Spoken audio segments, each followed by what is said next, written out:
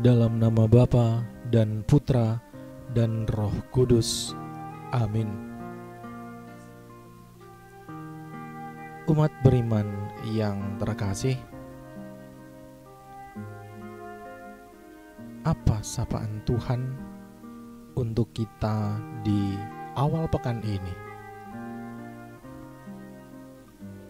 Mari kita siapkan hati untuk mendengarkan firman-Nya. Inilah Injil Yesus Kristus menurut Yohanes. Dimuliakanlah Tuhan. Ketika sudah dekat hari raya Paskah orang Yahudi, Yesus berangkat ke Yerusalem. Dalam bait suci didapatinya pedagang-pedagang lembu, kambing, domba, dan merpati, dan penukar-penukar uang duduk di situ. Maka Yesus membuat cambuk dari tali, lalu mengusir mereka semua dari bait suci dengan semua kambing, domba, dan lembu mereka. Uang penukar-penukar dihamburkannya ke tanah, dan meja-meja mereka dibalikkannya. Kepada pedagang-pedagang merpati ia berkata, "Ambil semuanya ini dari sini. Jangan kamu membuat rumah Bapakku menjadi tempat berjualan." Maka teringatlah murid-murid Yesus bahwa ada tertulis, "Cinta untuk rumahmu menghanguskan aku." Tetapi orang-orang Yahudi menantang Yesus, katanya, "Tanda apakah dapat engkau tunjukkan kepada kami bahwa engkau berhak bertindak demikian?" Jawab Yesus kepada mereka, "Rombaklah bait Allah ini, dan dalam 3 hari aku akan mendirikannya kembali." Lalu kata orang Yahudi kepadanya, 46 tahun orang mendirikan bait Allah ini, dan engkau dapat membangunnya dalam 3 hari. Tetapi yang dimaksudkannya dengan bait Allah ialah tubuhnya sendiri. Sesudah Yesus bangkit dari antara orang mati, barulah teringat oleh murid-muridnya bahwa hal itu telah dikatakannya. Maka percayalah mereka akan kitab suci dan akan perkataan yang telah diucapkan Yesus. Demikianlah Injil Tuhan. Terpujilah Kristus.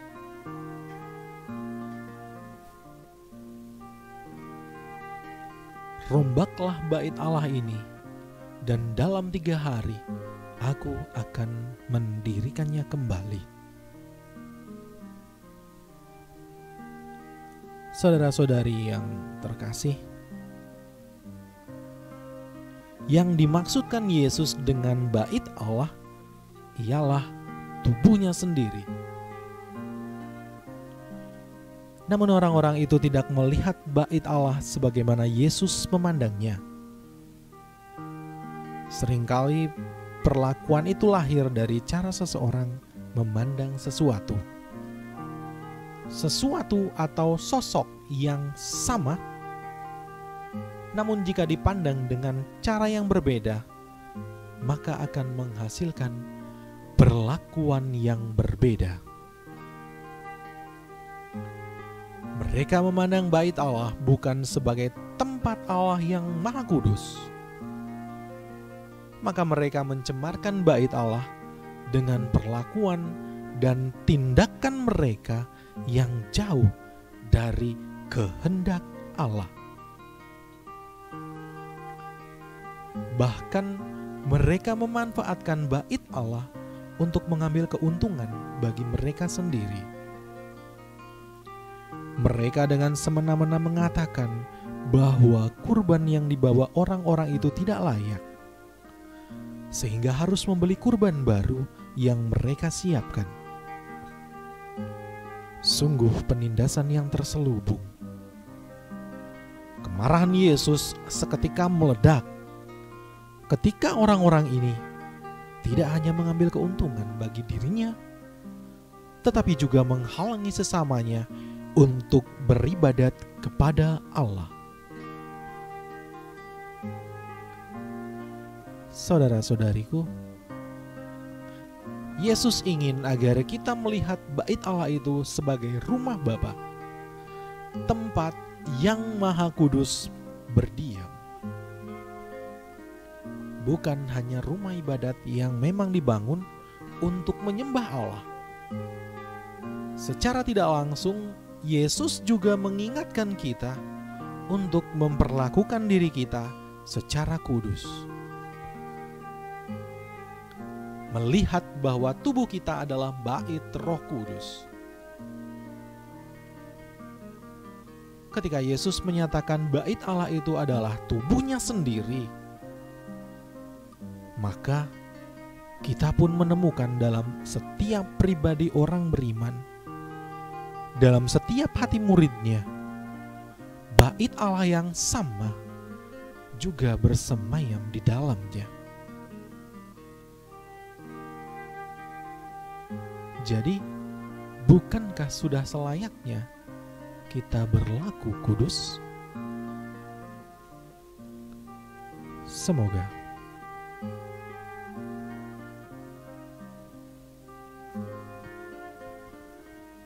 Marilah kita berdoa. Allah Bapa sumber kekudusan, Engkaulah yang kami sembah dalam setiap waktu hidup kami.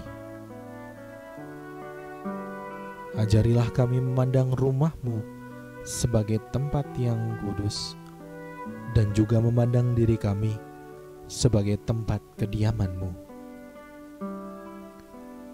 Kuduskanlah diri kami ya Bapa, dan ajarlah kami senantiasa bertindak kudus demi Yesus Kristus Tuhan dan pengantara kami. Amin. Kemuliaan kepada Bapa dan Putra dan Roh Kudus, seperti pada permulaan, sekarang, selalu, dan sepanjang segala abad. Amin. Dalam nama Bapa dan Putra dan Roh Kudus. Amin.